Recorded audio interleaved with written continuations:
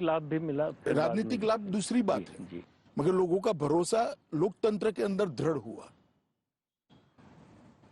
सागर छोड़ के हमारे किनारे थे तो उसके लिए भी एक योजना लेकर आए, वो भी निगलेक्टेड पड़े थे, जबकि सबसे ज्यादा खनिज संपदा वहीं थी। रेवेन्यू सबसे ज्यादा वहां से आती थी, बंदरों के कारण सबसे ज्यादा इंडस्ट्री वहां लगी थी। पूरे सागर छोर के किनारों को रोड से जोड़ दिया और इसके वहां पर हर तहसील की एक डेवलपमेंट प्लानिंग बनाई गई और सागर खेडू विकास योजना वहां उन्होंने शुरू की। आज वो एरिया पूरा गुजरात की इंडस्ट्रियल डेवलपमेंट का बैकबोन बना हुआ है। और तीसरा, हमारे यहाँ देश भर में था उस वक्त सबसे बड़ा प्रॉब्लम ड्रॉप आउट का था, enrolment and drop out education में, प्राइमरी एजुकेशन की मैं बात कर रहा हूँ। तो गुजरात जैसे राज्य में बहुत बड़ी समस्या थी।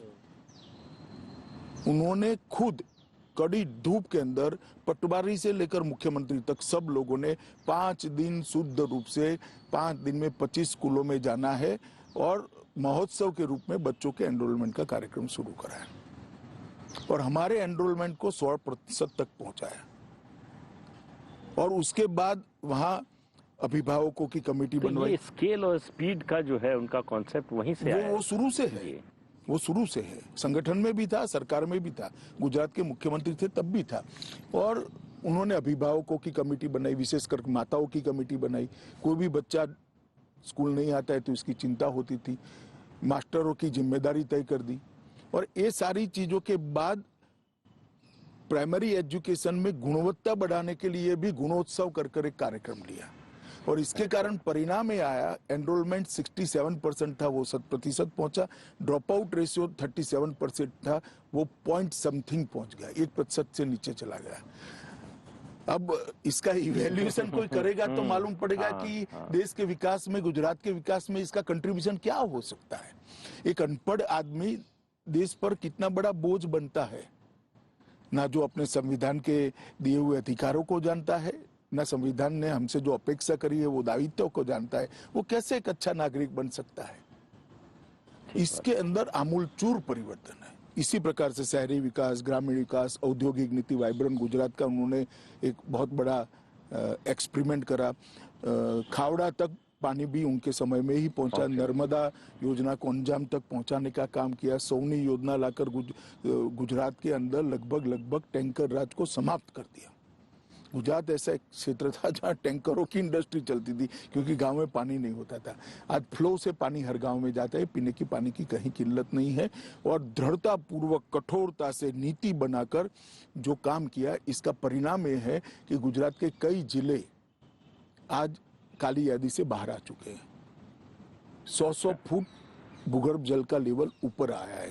पूरे भारत में एक ही ऐसा क्षेत्र है जहां भूगर्भ जल में बढ़ोतरी हुई। तालाबों को बहुत डीप करने का काम किया गया, छोटे छोटे चेक डैम बनाए गए, नर्मदा का जो बाढ़ का पानी था उसको तालाबों में डाइवर्ट कर। इस प्रकार से एक दूसरी चैलेंज को उसने इतने अच्छे तरीके से लिया कि देश भर के अंदर जो मिली जुली सरकारों का एक युग था, वो युग में एक छवि बनी थी कि ये मल्टी पार्टी डेमोक्रेटिक सिस्टम शायद फेल तो नहीं कर जाएगी। गुजरात के नरेंद्र भाई के सफल मुख्यमंत्री काल के दौरान न केवल गुजरात, देश भर में एक आशा का किरण जागृत हुआ कि मल्टी पार्टी डेमोक्रेटिक सिस्टम में कोई दोष नहीं है, ये सफल हो सकती है, ये डिलीवर कर सकती है, अंतिम व्यक्ति तक जा सकती है। और वेलफेयर स्टेट की जो कल्पना, कल्याण राज्य की कल्पना, मैं पश्चिम की कल्पना की बात नहीं करता, अपने संविधान निर्माताओं ने जो कल्पना करी थी वो साकार हो सकती है। तो ये दूसरी चैलेंज थी। और तीसरी चैलेंज, जब वो भारत के प्रधानमंत्री बने तब आए। आप जानते ही हो, मैं डॉक्टर मनमोहन सिंह जी की सरकार के लिए कोई टिप्पणी करना नहीं चाहता, ये कोई राजनीतिक मौका भी नहीं है, परंतु हर क्षेत्र के अंदर देश नीचे नीचे नीचे जा, 12 लाख करोड़ के घपले, घोटाले, भ्रष्टाचार सरफेस पर आ चुके थे।